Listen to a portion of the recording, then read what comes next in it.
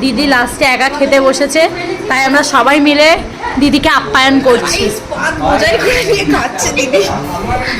এই যে দিদি আমাদের, না না কুড়াই দিইনি, ভালোভাবেই দিয়েছি। দিদি বেছে বেছে নিয়েছে। তো দেখো কি কি আছে। দিদির মতোই একটা রসগোল্লা, কিন্তু সাদা না, এটা কালো। আর কিছু চিপস, আর এই যে হাড্ডিগুলো চাবিয়ে চাবিয়ে না বাবা, আমার এখনো বিয়ে হয়নি, বাচ্চা হয়নি, কিছু হয়নি, এরকম বলো না। যাই হোক, দিদিকে ভালোবেসে আমরা খাওয়াচ্ছি। আজকে আইবুড়ো ভাত দিদির। এই দিনটার অপেক্ষায় আমরা সবাই, তাই তো দি? আমরা অপেক্ষায়, তুমি অপেক্ষা কিনা জানি না। এই দিনটার সুখবর জন্য আমাকে দাও।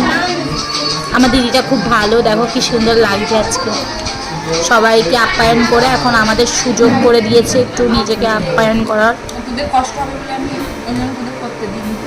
দেখো এরকম মানসিকতা নিয়ে আরও যারা এই দিদির পেছনে নিন্দা ফিন্দা করো, তাদের মনে হয় ইট পাটকেল ছুঁড়ে মারি, এত ভালো একটা মেয়ের পেছনে।